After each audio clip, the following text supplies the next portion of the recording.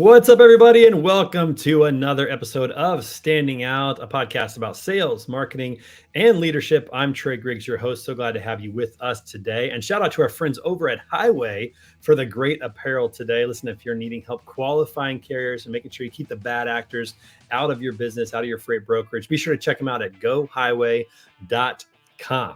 Couple announcements before we start today's show with our phenomenal guest.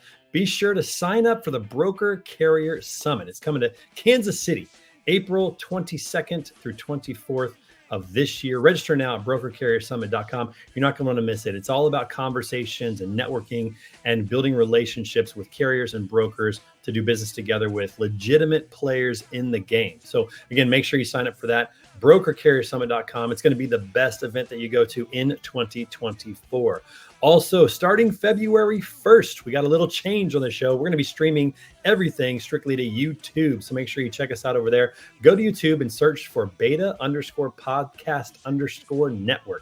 The Beta Podcast Network. Be sure to subscribe and turn on those notifications so you never miss an episode. We're going to be building up our YouTube channel. You can find all of our content over there, including episodes of Word on the Street, The Edge, and Standing Out. All right, we got a great guest on the show today. So excited to have her on the show. She is a founder in the industry with a lot of experience doing something new. So everybody give it up for our good friend, Marina Brown of Moniva.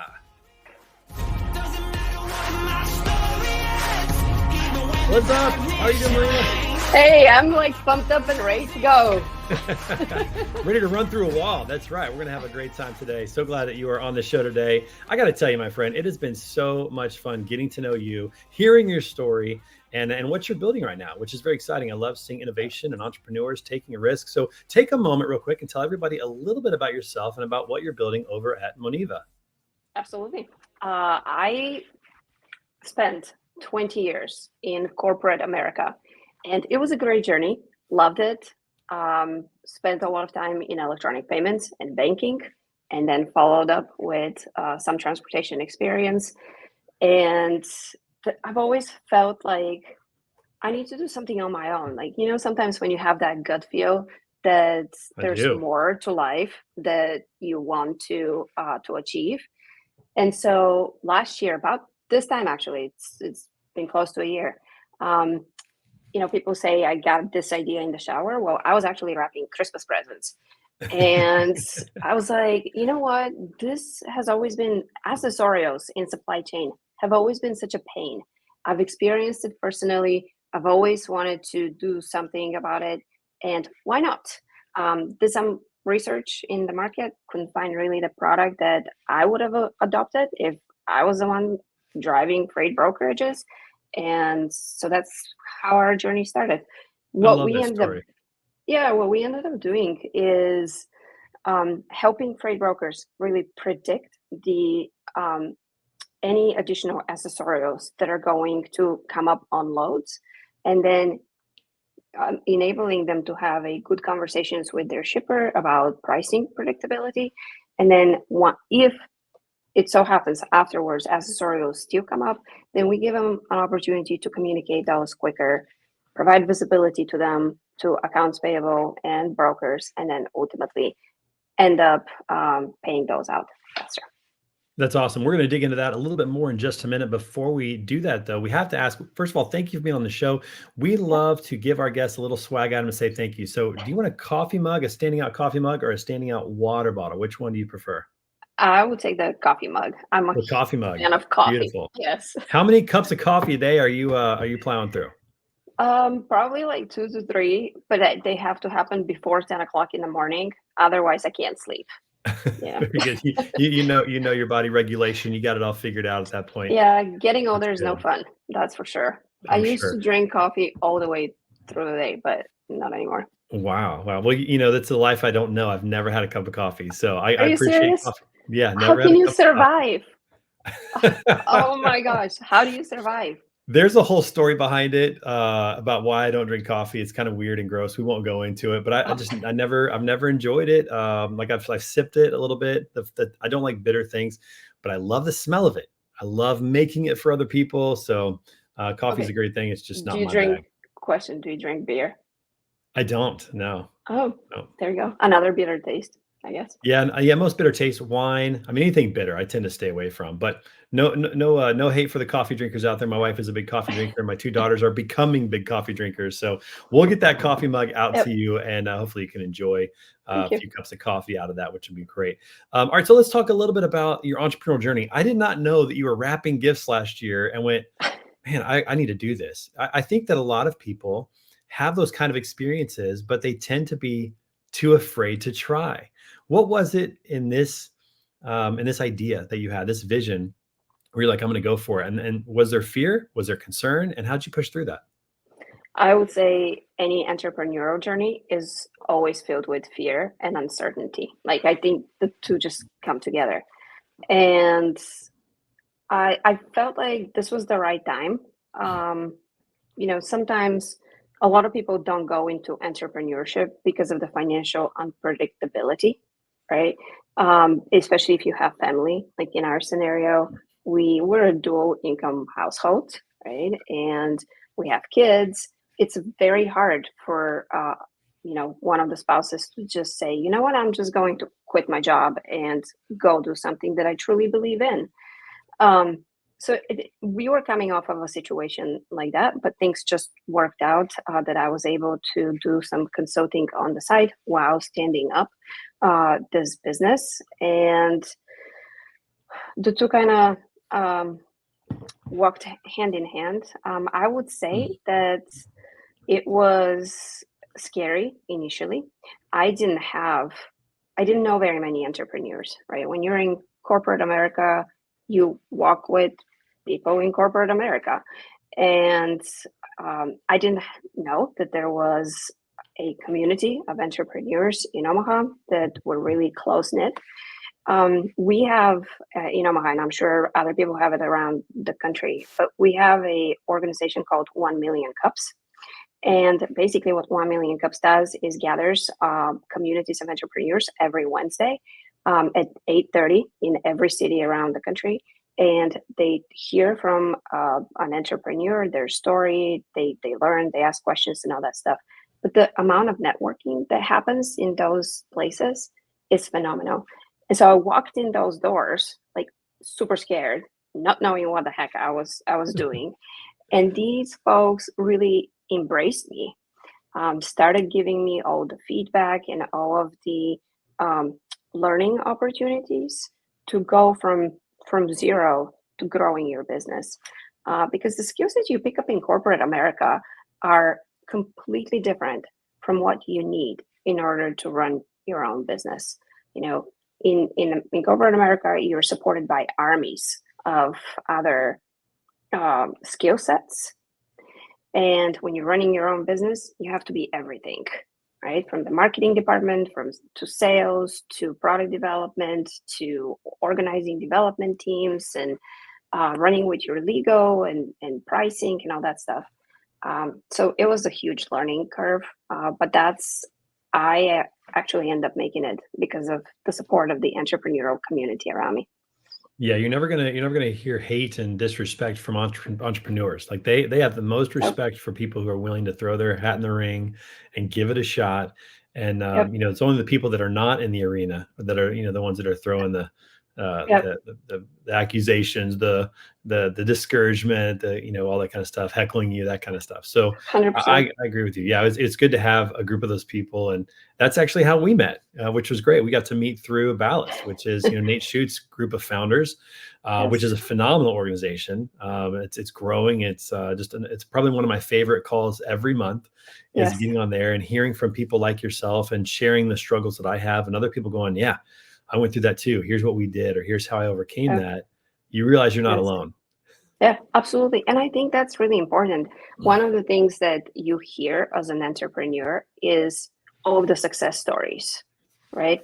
Everybody talks about, the people that made it to $1 million their first year and $100 million in 5 years.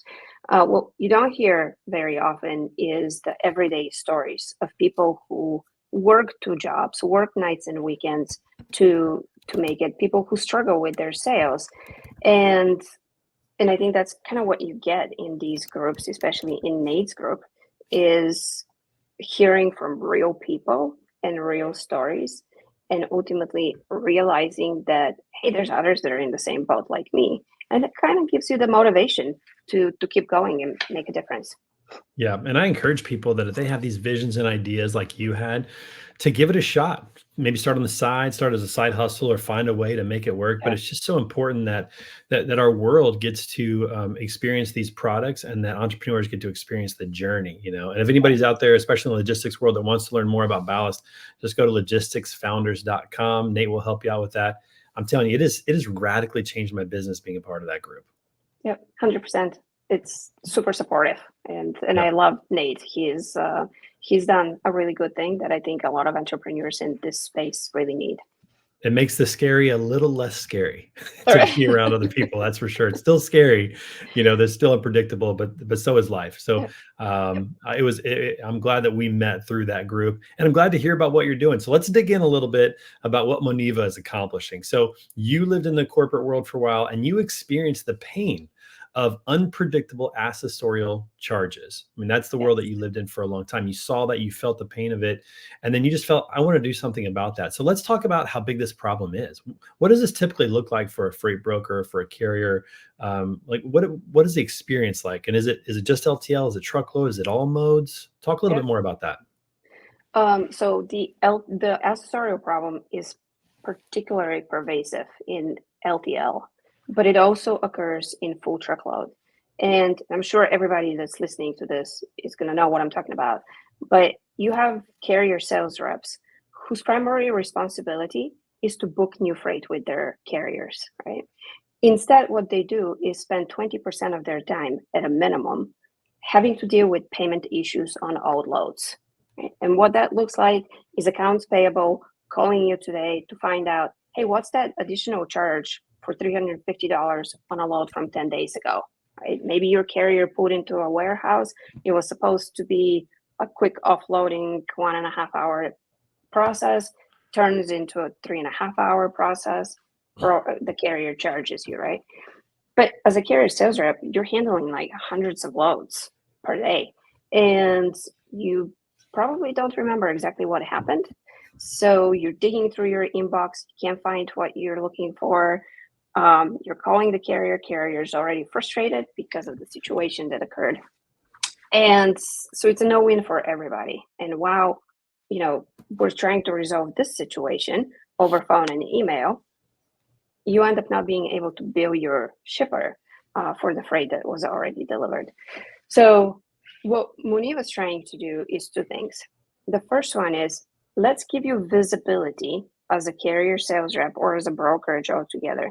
Let's give you visibility in real time into all accessorials that are coming in before the invoicing process actually happens. Then you get a chance to approve those charges, communicate them to your shipper so that you can ensure you can get paid for them.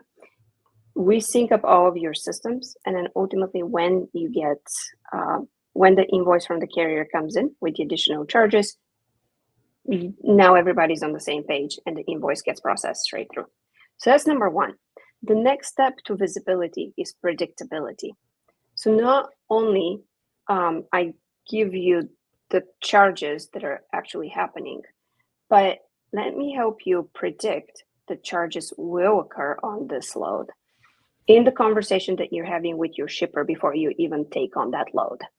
Right? So you call the shipper and you want the load, you're negotiating on the pricing. Now you have the ability to say, hey, this type of facility usually charges lumper fees, or there's additional detention that often occurs here. So let's plan for those before you actually conclude the pricing negotiation, so that you never even have to worry about those additional accessorials that will come up afterwards and how to resolve any potential conflicts. And a lot of is the predictability based upon maybe a location, like at this location, there seems to always be this accessorial. And so trying to collect that historical information to predict, is that what it's based upon? Yes. Yep. A lot of that, right? Is it a residential location? Is it specific warehouses that may be located in particular parts of city that are harder to access? Or you just have unreliable crews that work at those places. There's so many different situations that you can handle, but a lot of this is using historical data to help you basically predict the future. That's right. Yeah, and I think about, whenever somebody asks me for something 2 weeks ago, I have a hard time finding it or figuring out exactly what went on or what the problem was. There's a lot of Okay. research that's involved, a lot of time that goes into that, and that's me not having 100 loads a day that I'm dealing with. Right. So I can't imagine how difficult that is in an LTL Yeah. environment where you have so many shipments going through the system, Yeah. on the daily and weekly basis. To try to keep up with the details of that has to be incredibly Right. difficult. So that's Yep. exciting to hear about that. What's been the reception so far in the marketplace in terms of talking about it? Because as a founder, you're, like you said earlier, you're the sales and marketing team. So you're out there talking to potential customers. What's the reception been like so far? Yeah, I think like what we're seeing is that every place where we uh, go, or every broker that we go and talk to, basically pitches us back our sales deck. Because you start talking about the problem, and there's not a single person that will tell you, I don't have any problems with accessorials, you know? And so it's a conversation about, how big is the problem? And oftentimes I'll tell you, sometimes people don't actually realize the amount of time that their brokers spend on dealing with these issues. I sometimes compare it to the old days of track and trace. Do you remember when, we had teams of people that basically that all they did was call carriers on where are you, how soon you're going to arrive at the destination, and so on. That was their job. And today, this is all automated. Well, the same thing is happening with payments and accessorials. So that quickly translates for folks. And the fact that we can now eliminate a lot of these calls and conversations, similar to how we eliminated the tracking conversations, is fairly receptive. Yeah, you wonder where the time goes or where time is being lost, and if you don't really understand it, this is one of those buckets that could be a big cause for that. Yeah. So it's a great problem to address, and it's great to hear that the reception's been good. We're going to take a quick break, and when we come back, we're going to talk about leadership in just a moment. But we got to take a break to pay the bills. I want to give a shout out to our sponsor, SPI Logistics. Listen, if you're a freight broker out there and you're just tired of kind of having your own MC and all the back office support, or if you're a freight agent not quite happy with your home, be sure to check them out at success.spi3pl.com. They've got the technology, systems, back office support to help you succeed. Click on the link that's going to be in the show notes and in the comments. That'll take you directly to a landing page where you can fill out a form and learn more. Again, success.spi3pl.com. Again, if you're a freight broker, just tired of that back office stuff, you just want to stay in your lane, they're going to help you out. Thanks again to our friends over at SPI Logistics. All right, we're going to resume our conversation. And Marina, I got to ask you about this because we talked about the fact that you are the sales and marketing department. What are you doing to stand out? How are you getting the word out? How are you marketing yourself in a way that really helps you stand out? Yeah, great question. A lot of social media. So I will be super frank. I've never been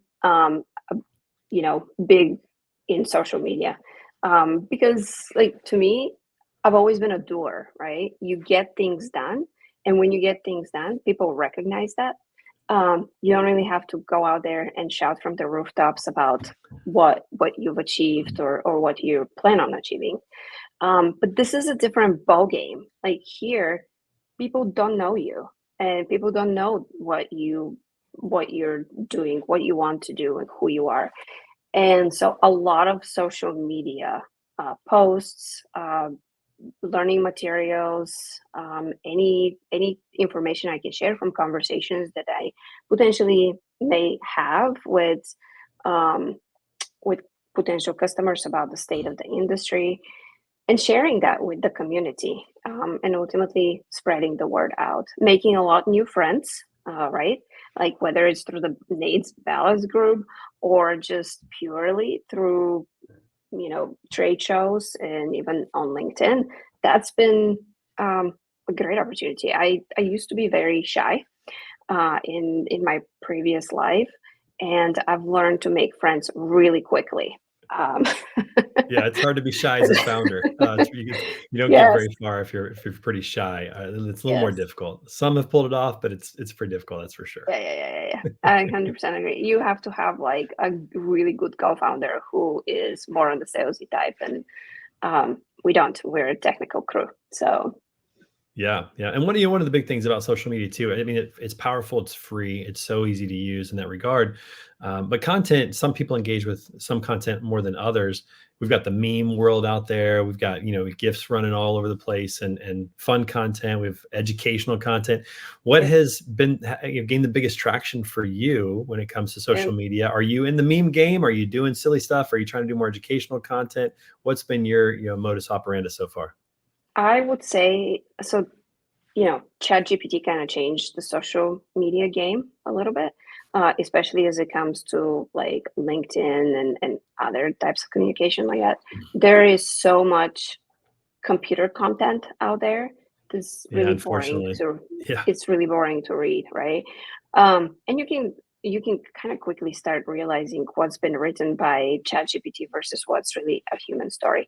To me, what's worked the most is just telling personal stories of, and not personal, but professionally related stories that maybe I just had a conversation with a carrier and they expressed certain pain points, and debated about what solutions for predicting accessorials would look like.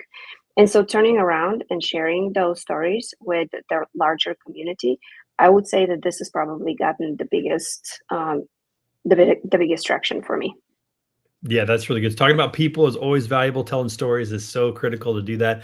And I'm with you. I think people are using AI the wrong way. It's very Right. powerful, but I think that AI should be used to help with ideation or help with maybe like some creativity, but not to Yeah. write it. You have to put Right. in those personal touches. It has to be your voice.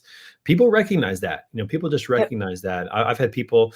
I've got our communications director sometimes posts on my social media account, and people oftentimes know when it's not me, even though Yeah. that's really good content written, it's just not written in my voice. And so, Yep. AI has even more trouble with that right now. Maybe it'll get better down the road. I don't think it's there yet. It's I not quite. hope so. Yeah, I think Yeah. I think it has some ways to go, and I'm not sure that we really wanted it to speak for ourselves, right? I think having your own unique voice is what people want to hear, and from my experience, that's the stories that people read from the ones that I post. So Yeah, and the more computer content that's out there, the more that my content, personally written by myself, will stand out. So right. I'm not too down on Keep people doing writing. that, but exactly, it might help me out actually. The more people that do that, so but it's important to think through your marketing strategy and what that looks like, how you're going to stand out, how you're going to draw attention, get some traction, get people to better understand what you do, the problem that you solve. So I think you're on the right track. I think that's really exciting. Let's switch gears for a minute and talk about leadership. When you go from corporate America, you could have a leadership position within corporate America, but when you become an entrepreneur, you're the leader. It's all on you. How has your leadership style changed going from corporate America to now being an entrepreneur? Yeah, great question. Actually, I have always been known for being a very decisive leader, right? You go out there and you use the data to make decisions. You lead with integrity, right? If your teams are on a call resolving a problem at 12 o'clock at night, you're with them, helping resolve the problem. Very people oriented leader, right? And I've led pretty large teams in my past. Um, Being an entrepreneur, obviously you are a 2 3 people team. You don't know all the answers. There's a lot of uncertainty about how you're going to find your product market fit. Is what you're building and what you're selling truly resonating with people? And if your first few customers are not necessarily friends and family but close network partners, will the people that are 1 or 2 steps removed from that network going to take your product, right? It's a constant exploration, and you just don't know the answers always. And that's been kind of a challenge, right? Going from a certainty and I always know what to do in most situations to sometimes you're like, I'm not quite sure what the right path here is. But I think the persistence is the thing that really kind of separates entrepreneurs that ultimately end up being successful versus those that drop out. Is you might not know the answers, but you have to persist and you have to keep moving forward. I always say, like, your next journey is just one step away, right? And every day you wake up, you take that one step. And as long as you're moving forward, as long as you're talking to people, talking to customers or your potential customers, and as long as you're focused on trying to resolve real issues in the industry, you are going to succeed. Yeah, I agree with you. I think the entrepreneurship game is all about longevity, just sticking it out. The ones that end up Yeah. winning are the ones that just don't quit. And the word picture that came to mind as you were talking just now is, the difference between leading in corporate America and leading as an entrepreneur is corporate America is like if you were in the military as a leader and you were on a base where there's consistency, there's systems, there's structure, there's Yes. predictability and consistency in that regard, as opposed to leading in a war where it's completely unpredictable and you're having to learn on the fly and make adjustments and Yeah. figure things out and change strategies. Like to me, that's the difference. You go from being in a pretty steady, stable environment in corporate America to the wild, wild west, trying to figure it Right. out. And that's a totally different environment to try to navigate. And again, I Yes. think the key is just keep walking, keep taking the Yes. next step. Don't quit. That's what the Yeah. entrepreneurship game is really all about, longevity. Yes. And the other thing is, in corporate America, people report to you, right? Whether they like it or not. There's usually a culture of, leadership Kind of a that's being hierarchy. supported, of Yeah. hierarchy. Yes. And in our situation, you have to really sell the vision and truly help people believe that what you're building is going to make a difference in that industry. So it's a lot more convincing and motivating people than just what exists, the hierarchy that exists in corporate America. Yeah, I just heard that today that the number one job of an entrepreneur is casting vision and recasting vision and recasting vision and reminding Yeah, people of the vision and keeping that front and center, because when you're the leader out front, you have a view of things that the people that are maybe behind you don't get to see. And I thought that was a good yep, word picture as well, to think about yes, the responsibility of leadership, to remind people what we're trying to build here, what we're working towards, what difference we're going to absolutely, make. And that's, yeah, it's ultimately selling. I mean, that's what you're doing. You're convincing people to yes, come along on this crazy journey to make a difference. So yep. You're it's a like lot of you're fun. like chief motivator, right? Yeah, Chief chief motivation everything. executive. Yeah. I know. That's actually why I changed my title. So, when you start a company, you're like the founder and the CEO and whatever. I changed it to chief encouragement officer because I really feel like that's a big part of my job, is to encourage Yes. everybody else and to keep going and be more like Yep. a coach in that regard. So, lots of great stuff. That's great to share that, Marina, and your journey. We got to take a break and have a little fun on the show. Listen, that's a lot of serious stuff, a lot of good content you just showed there, but we got to have a little fun. All right. So, we're going to play a game, and this game is called What Song?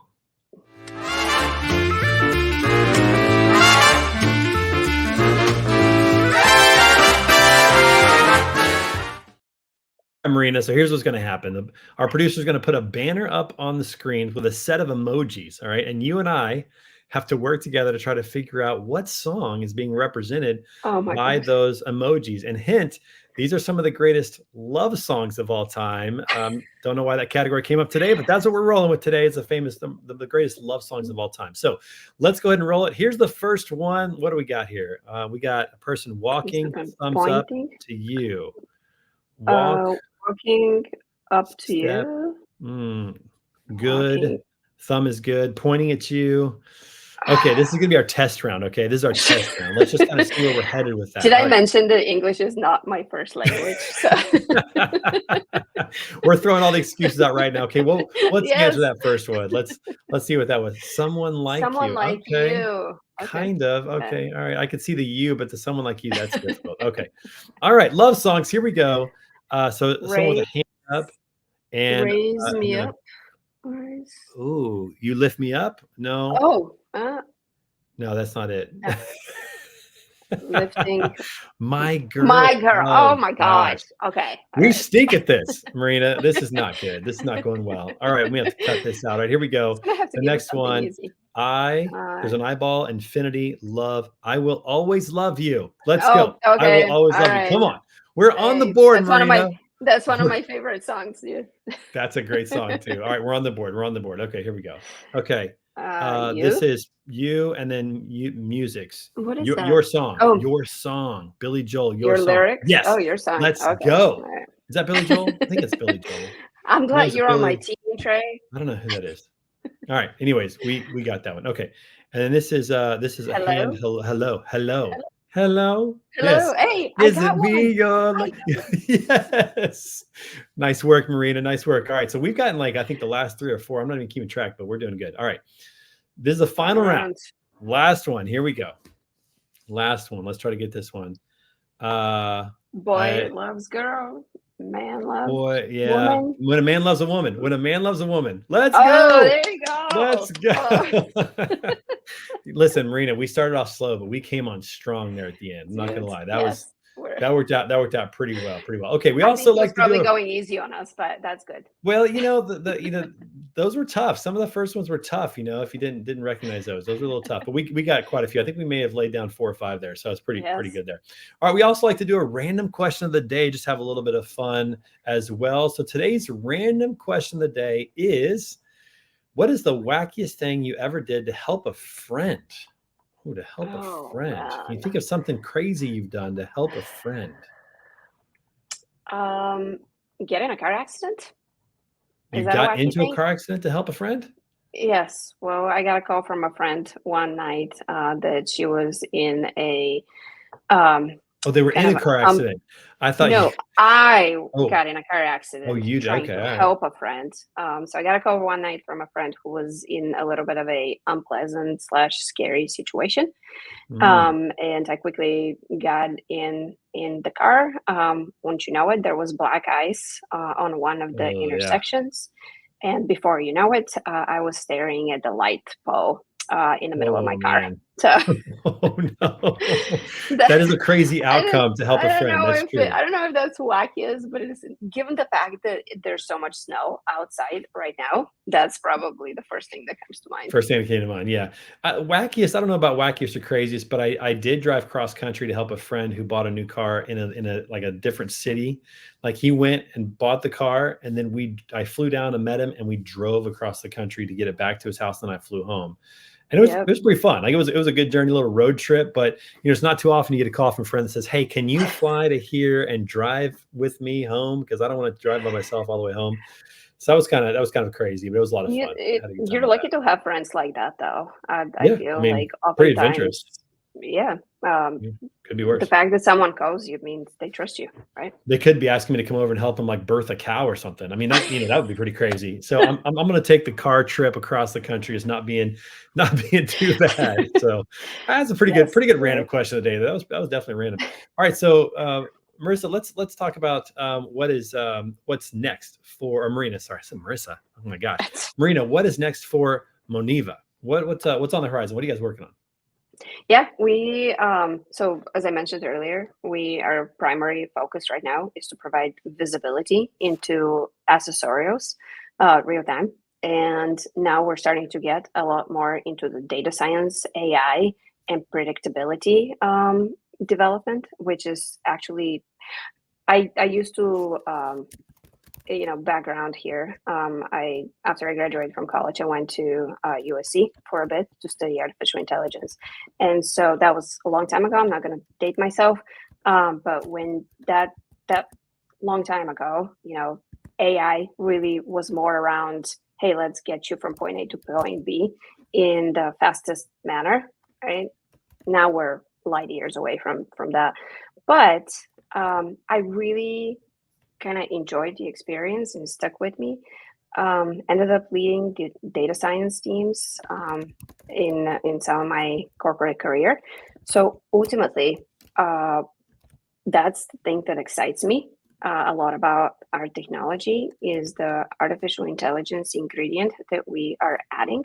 And I know AI is such a buzzword today, but I've seen AI work in transportation quite well, and that's kind of the element that we want to bring to brokers is helping you with true data science and true artificial intelligence to get to a better cash maintenance, to get to a more load life cycle financial predictability.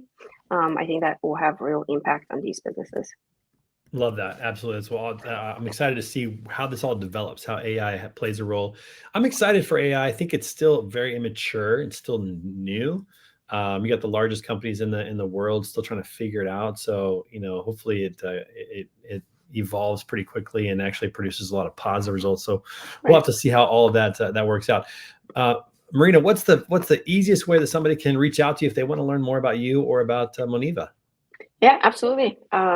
My LinkedIn profile is probably the quickest way to connect.